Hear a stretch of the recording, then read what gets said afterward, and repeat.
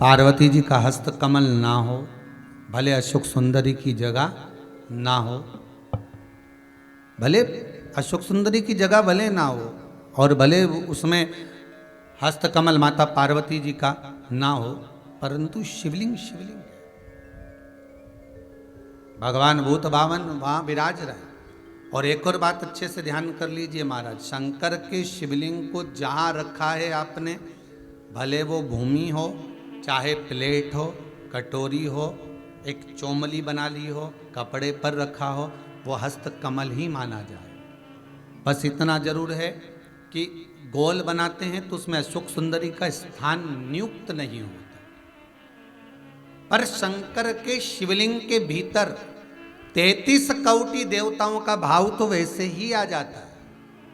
किसी ने एक प्रश्न किया, गुरुजी आप बताते हो कि कमर दुखे, हाथ पैर दुखे, पांव दुख रहे हो, कमर दुख रही हो, पीठ दुख रही हो, सिर दर्द हो रहा हो, तो शंकर जी के मंदिर में जाकर शंकर जी की शिवलिंग की बेलपत्र उठाकर शंकर जी के शिवलिंग को देखकर चबा चबा कर खाना है। तो हम ऐसे बेलपत्र खा लें तो घर पर ले जाकर शिवलिंग देखकर क्यों? तो शास्त्र कहता है कि उसके प्रतिबिंब से, उस शिवलिंग के स्वरूप से जो किरण निकलती है, उस किरण से ही तो हमें रोग मिटाना है।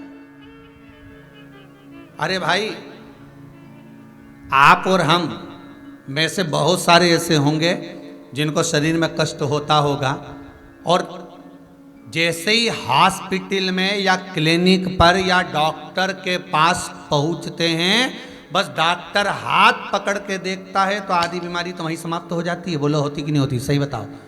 आप लोग तो गए होंगे, हम भी गए होंगे, सत्य बोलना। बस डॉक्टर ने हाथ पकड़ा, बीपी, हालांकि तुम्हें भी मालूम है बीपी वीपी कहीं नहीं है, फालतू की बात। और 25 बार तो शुगर चेक करा ली, ना शुगर ना ऊंची जाए ना नीची जाए, क्योंकि तू भी शुगर से बढ़कर है क्या? तो अपन भी तो हृदय से मीठा बोलते हैं, तो अपन कम, तो वो सब जांच करा ली, कहीं नहीं निकला। तो कई माताएं आके बोलती है, गुरुजी हमने खूब जांच कराई रे महाराज, कहीं नहीं निकले, पर समझ में नहीं आया, उसके बाद भी पाँव दुखे। अर्थात डॉक्टर के पास जाते हैं तो आधी बीमारी तो यूं ही समाप्त हो जाती है, डॉक्टर के पास पहुंचने से बीमारी समाप्त हो जाती है। तो आखिर कारण क्या है कि शंकर का शिवलिंग का दर्शन करें और फिर बेलपत्र को खाएं। अर्थात शिव के शिवलिंग स्वरूप में से जो किरण निकलती है, उसका स्वरूप, उसका आनंद हमारे रोग को वैसे ही हरण कर लेता, हमारे रोग को वैसे ही समाप्त कर देता।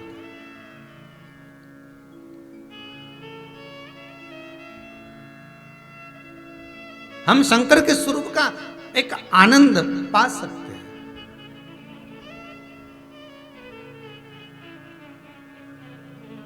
चलो जाने दो, एक और सरल भाषा से समझो। किसी मंदिर में, ये कभी तुमने किसी पुराण में लिखा कि राम जी के मंदिर में जाके एक लोटा पानी चढ़ाओ, कन्हैया जी के मंदिर में चढ़ाओ, माता जी के मंदिर में, भैरव जी के मंदिर में, हनुमान जी के मंदिर में, 33 कोटि देवता का कहीं नहीं लिखा कि एक लोटा पानी चढ़ाओ, पर पुराण में लिखा शंकर के मंदिर में जाओ तो एक लोटा पानी चढ़ाओ, शिवलिंग पर जल चढ़ाओ, गंगा जल चढ़ाओ, जल चढ़ाओ, पर चढ़ाओ जरूर। क्यों लिखा? कारण क्या था? एक आध बार राम जी के मंदिर जाओ, कन्हैया जी के मंदिर जाओ, देवी जी के मंदिर जाओ, अच्छा बढ़िया माता जी चुंदड़ी मुंदड़ी पहन के बैठी हो, बढ़िया सब लगा लोगों के, और पंडित जी के हट यहाँ से, और बाल्टी भर के, लोटा भर के पानी ले जाओ और माता जी के चढ़ा दे। फिर देख, फिर पंडित के जो माता है उसके देख, अभी तो तूने माता जी के चढ़ाया था, अब माता जी तेरे पे चढ़ेगी, अब हम देख। है?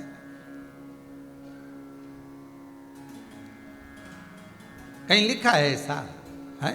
पर नहीं, शिव के लिए लिखा है कि जल चढ़ाओ शंकर के शिवलिंग पर। क्यों? उसका कारण है, जब हम जल चढ़ाने के लिए जाएंगे तो शंकर भगवान पर जब जल चढ़ेगा तो उस जल का स्पर्श हमारे हाथ से शिवलिंग का होगा तो उससे हमारा कल्याण अपने आप हो जाएगा। क्योंकि सारे आनंद चरण, सारे देवताओं का एक तेजपुंज उस शंकर के स्वरूप में विराजमान है। कहते हैं जब संपूर्ण सृष्टि खंड नष्ट करने का जब समय आता है, भगवान शंकर काय के देवता है? संहार के देवता।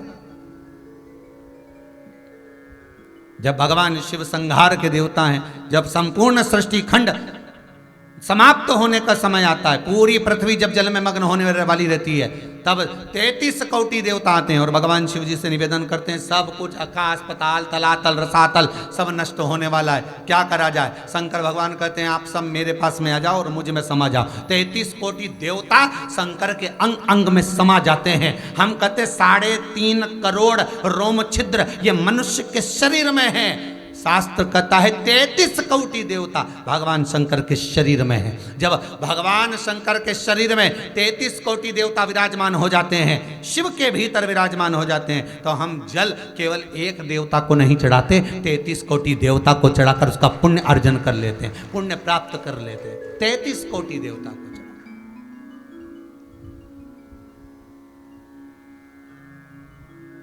जैसे नीम के वृक्ष में 64 योगनियां होती हैं, देवियां होती हैं, इसलिए आज भी हमारे यहाँ विधान है, आज भी विधान है कि किसी को बहुत तेज बुखार आ रहा है, बहुत तेज बुखार, महाराज 1 लोटा पानी लो, उसमें नीम की कड़वी नीम की डाल दो और डालने के बाद बच्चे पे से जिस पे बुखार आ रहा है उसको 7 बार उतारो और ले जाकर नीम के पेड़ में डाल दो और उस नीम की जो झाड़ है जो पानी के अंदर पड़ी थी उसका जल उस बुखार वाले व्यक्ति पे छींट दीजिए। 15 से 20 मिनट में बुखार नीचे है, समाप्त।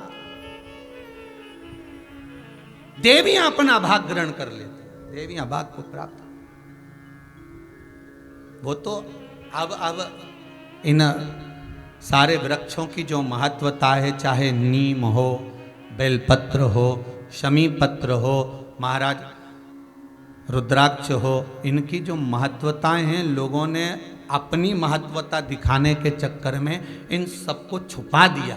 वो तो ये शिव महापुराण को वेद व्यास जी ने लिखा, इसमें सारा वर्णन कर दिया कि कौन से वृक्ष से हम क्या क्या फल प्राप्त कर सकते हैं। एक स्कंद पुराण, शिव पुराण, लिंग पुराण और नर्मदा पुराण, ये पुराण शंकर से ऐसी जुड़ गई जिससे हम प्राप्त कर सकते। एक कबूतर स्वर्ग जा रहा था, अगर किसी ने सुनी होगी शिवरी नारायण कथा तो ध्यान में होगा। एक कबूतर स्वर्ग जा रहा था, एक पक्षी रेगिस्तान में जिसके पंख पूरे जल चुके थे, पीने के लिए पानी नहीं मिल रहा था, कबूतर को देखा, कबूतर ने उसको पूछा क्या बात है। उसने पूछा कबूतर से तुम कहाँ जा रहे हो। उसने कहा रे मैं बैकुंठ जा रहा हूँ। अच्छा हाँ। तो उस पक्षी ने कहा कि एक बार भगवान से ये जरूर कहना, एक बार भगवान से ये निवेदन जरूर करना मेरी ओर से कि मैंने कौन सा पाप करा जो मुझे रेगिस्तान में पटका, पंख जल गए, पानी पीने को नहीं मिल रहा, अन्न खाने को नहीं मिल रहा, तिनका मात्र प्राप्त नहीं हो रहा। भगवान से मेरी ओर से कह तो सकते हो तुम इतना। कबूतर ने कहा ठीक है मैं जा रहा हूं, कहने में क्या जाता है, कह दूंगा। कहने में जाता क्या है, वो मेरे को कहने में कुछ नहीं जाता, मैं कह दूंगा। अब होता है मन में जो भाव प्रकट होता है भगवान उसको स्वीकार। एक बहुत भांग घोट कर पीने वाला व्यक्ति था, दिन रात रस नशे में रहे, भांग का नशा 24 घंटा करे और दिन भर बम बम बोला बोले और गोला घोले निपटा ले, बोले बम बोला और ले गोला, तो चले। अब खूब नशे में, परंतु उसका नियम था रोज शंकर जी के मंदिर जाता था और शिव जी को प्रणाम करके और चला जाता था।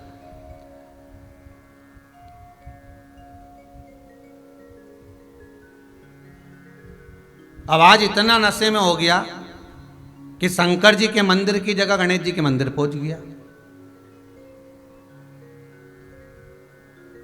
और गणेश जी के मंदिर पे जाकर खड़ा हो गया और बिल्कुल नशे में था, भांग के झूम रिया था, भोला भोला करता करता शंकर जी को देख रिया। तो उसको शंकर जी तो कहीं दिख ही नहीं रहे। अब मन में बड़बड़ा रहा, बताओ आज बाप की जगह बेटा है। अब उसको ये नहीं मालूम कि शंकर की जगह गणेश जी का मंदिर है, आज बाप की जगह बेटा। अब बहुत देर तक सोचता रही अब करूं क्या। उसने इंतजार भी करा कि शंकर जी आएंगे, मंदिर चेंज हो जाएगा, नीरी आ गया। तब उसने पिताजी से कह देना आया था, चला गया, चला गया। भाव देखिए उसका, भले गोला था पर मुख से बोला, बोल कर गया। उसकी शुद्धता शिव में थी।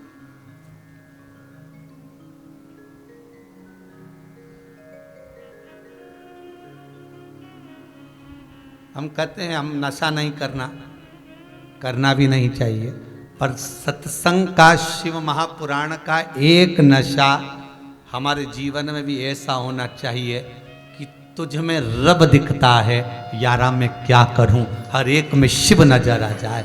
वो नशा हमारी बुद्धि चित्त में हो। और है ऐसा, ऐसा नहीं कि नहीं है। कई लोग टीवी खोलते हैं तो यही देखते हैं कब शिव पुराण आ रही है, जरा देखो, जरा चैनल चेंज करो, कौन सी टीवी पे आ रहा है, अभी इस पे आ रहे थे, अब इस पे आ रहे हैं, अब देखो जरा कौन से पे, तो चेंज कर करके देखते रहते, कितनी बजे कितनी पल। पड़ोसन को फोन लगाएंगे, क्यों कोई आया क्या सियोर वाला महाराज का कोई समाचार, देख दे जरा, है कोई अच्छी कोई क्लिपिंग मिलिपिंग आई है तो हमारे भेज देना। एक एक व्यक्ति 50-50 60 ग्रुप में भेजे, जरा देख तो जरा कोई अच्छी बात आई हो तो जरा भेज जरा। अब भगत शिव का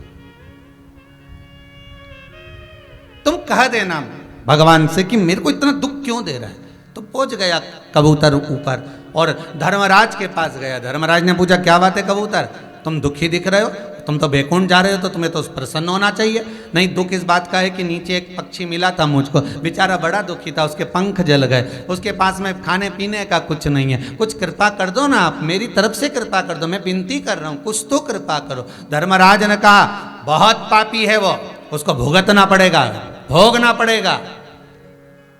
तो उसको कुछ नहीं मिलेगा, ऐसे ही रहेगा, बिल्कुल ऐसे ही रहेगा, कुछ खाने को नहीं मिलेगा, कुछ भी प्राप्त नहीं होगा। ठीक है, कबूतर बैकुंठ घूमते घूमते देवऋषि नारद के पास चले गए। देवऋषि नारद से पूछा, नारद जी मन में थोड़ा सा दुख है। नारद जी बोले क्या दुख है, एक पक्षी बेचारा पड़ा हुआ है, तो उसको कुछ खाने पीने को नहीं मिल रहा, बड़ा दुखी है, पंख वंख सब जल गए, कुछ नहीं बचा। पर नारद जी बोले भैया जो कर्म में लिखा होगा वो तो भोगना ही पड़ेगा। एक काम हो सकता है, तो क्या, शंकर भगवान के पास चले जाओ, वो ये भाग्य और कर्म कुछ नहीं देखते, वो तो दुखी देखे ने उन्हें दिया बस। उनको तो जिसने बोला बम बम बोला और उन्होंने दे दिया सोने का हंडा उठा के तुरंत। जब चोर को कुबेर बना सकते हैं तो तू तो जा अब शंकर जी के पास पहुंच गया। भोलेनाथ जी बोले क्या, वो पक्षी बेचारा है ऐसा। शंकर भगवान बोले जो कर्म करा है तो भोगना तो पड़ेगा, पर सुन किसी से मत बोलना, उसको जाके किया क्या, बस इतना बोल दे कि जितना दुख मिल रहा है ना, हर दुख में एक ही बात के, वाह रे प्रभु बड़ी कृपा करी, बड़ी कृपा करी, इतना जोरदार दिया, बड़ी कृपा करी, बस इतना कहना चालू करवा दे उससे, बाकी कुछ मत करना। अब भोलेनाथ तो भोलेनाथ ऐसे ही काम करवाते हो, जा बस इतना बोल दे, हर चीज में वो कृपा करना कि भगवान बड़ी कृपा करी प्रभु आपने, बस इतना बोल। ठीक है, बोल दिया। उस पक्षी ने पूछा कबूतर तू वापिस आ गया, तूने मेरा बोला, हाँ भगवान से बात करी थी, एक सामने मना कर दिया, पर शंकर जी बोले कि ऐसा बोल कि बड़ी कृपा करी। तो क्या की कृपा करी, मैं तो पंख जल कर के कृपा करी, कृपा करी। तो बोलने में क्या जाए, बोलता रहे, बोलने में क्या जाए, बोल। उसने भी चालू कर दिया, वाह प्रभु बड़ी कृपा करी, कष्ट बहुत है, पानी नहीं मिल रहा, बड़ी कृपा है, मत मिलने तो उसमें भी तुम्हारी कृपा है, खाने को कुछ नहीं मिल रहा पर आपकी कृपा है। एक दिन भगवान विष्णु लक्ष्मी जी के साथ घूमने निकले और घूमते घूमते लक्ष्मी जी रूठ गई। लक्ष्मी जी ने नारायण जी कहा प्रभु ये क्या है। भगवान विष्णु बोले क्या है बताओ, कितना अच्छा जीव बेचारा, पंख जल गए तो कह रहा वाह रे प्रभु तुम्हारी कृपा, पानी नहीं मिल रहा तो कह तुम्हारी कृपा है, खाने को नहीं मिल रहा तुम्हारी कृपा, और तुम कृपा सागर बनकर, कृपालु बनकर, दयालु बनकर, करुणा सागर बनकर लोग तुम्हारी आरती गा रहे, जय जगदीश हरे है, और तुम जरा सी दया नहीं कर सकते। भगवान बोले इसका कर्म बेकार, भले कर्म बेकार, पर वो क्या कह रहा है बड़ी कृपा, तो कृपा कर दो, थोड़ी सी कृपा करने में क्या जाए। भगवान ने कहा ठीक है, पंख दे देते हैं जिससे उड़कर कहीं चले जा। अब ब्रह्मा जी ब्रह्माणी के साथ जा रहे थे, ब्रह्माणी ने सुन लिया, पीने को पानी नहीं, बड़ी कृपा है, 28 दिन का व्रत हो गया, कुछ नहीं पिया, पर कृपा आप ही की है प्रभु जो आपने व्रत कराया। ब्रह्माणी बोले कितना पाप लगेगा ब्रह्मा जी आपको। भगवान ब्रह्मदेव बोले काहे को, इसको पीने का पानी नहीं मिल रहा और कृपा कृपा कर रहा, तुम दया सागर करुणा सागर होकर सबकी लेखनी लिखने वाले, अरे पापी है नहीं मिलेगा इसको, तो क्या पाप आप नहीं काट सकते, काटो पाप और उसको पानी पीने का दो। भगवान ने कृपा कर दी, पीने का पानी मिल गया। अब जा रहे थे भोलेनाथ, अब वो तो विश्वनाथ, विश्वनाथ का मतलब भरण पोषण करने वाला, खाने को देने वाला। पहुंच गए, पार्वती जी बोली कितना दुखी है, भगवान शंकर बोले आग भी मैंने ही लगाई है, ये जो पंख और पानी मिला है, पर बोलूंगा नहीं। पार्वती जी, अच्छा पति की आदत रहती है कितना दान कर कर आ जाता, कभी नहीं बताता, और पत्नी हमेशा सोचती मेरा पति बहुत कंजूस, बहुत कंजूस, जरा दुकान पे बैठ के मालूम तो करो कितना दान दे दिया बेचारा, किसी को नहीं छोड़ता, सबको देता, कमाने में भी नहीं छोड़ता तो देने में भी नहीं छोड़ता। वो तो अपने को लगता है पति दान नहीं करता, भजन नहीं करता, कीर्तन नहीं करता, वो दिखावा नहीं करता। तुम्हारे जैसे 4 घंटे तक अगरबत्ती लेके बैठ गई, उसको दिखावे कमा नहीं आता, वो तो बस अपनी मर्जी से जो पढ़ना है पढ़ लेता है, मन से जाप कर लेता है, स्मरण कर लेता है, भजन कर लेता है, दिखावा दिखावा नहीं करता, उसको कुछ नहीं आता, फालतू की बात है ये। बेटा बेटी के ब्याह में देखना तुम, माँ कहती है सब चीज जमा के रखो, जमा के, मंगलसूत्र माँ रखो, हार माँ रखो, पाटली माँ रखो, और वो चप्पल इधर रखो। जब वो बहू को चढ़ावा चढ़ता है ना या लड़की को कुछ देते तो सब दिखावा कर कर, और पिताजी का रखा ही है ना, रखे डब्बा बंद रखा है तो खोलो तो सबको दिखना चाहिए। अब पत्नी मैं शादी में भी न करे, खोलो खोलो, और वो पति के रख दिया ना, सबको मालूम है अपन ने दिया, उसमें क्या, नहीं नहीं सबको दिया। और कई कई नाम लिखो अलमारी पे, भैरूलाल, गणपत लाल, हरि किशन, श्रीधर, वेणुधर, राम गोपाल, पांडे, तब पूरा इतना बड़ा नाम लिखा अलमारी पे, ऐसा लगा जैसे पूरी धर्मशाला दान करी हो, पूरी लिखा। एक हमारे पास भी आए थे, कहे ये आश्रम में जो पंखे लगेंगे इस पे हम अपना नाम लिख के टंगवा दें। हमने कहा बेटा नाम लिख दिया तो तुम भी टंग जाओगे, इसलिए ध्यान रखो। और जैसा नाम घूमेगा वैसे घूमता रहेगा। ये शंकर है, ओ गणदानी, भोलानाथ है, शंभो, ये तुम्हें खूब दे और तुम खूब दान करो, मना नहीं है, पर नाम जाने दो, होगा जो चल रहा है। ये पंखे पे कहीं लिखा है, एक पंखड़ी पे लीलाबाई, एक पंखड़ी पे कमलाबाई, एक पंखड़ी पे बिमलाबाई, और बीच में जो बच्चा भेरू किशन।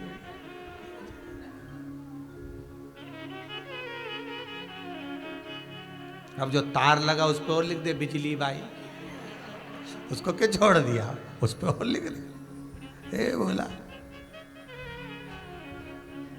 ए रे शंभू,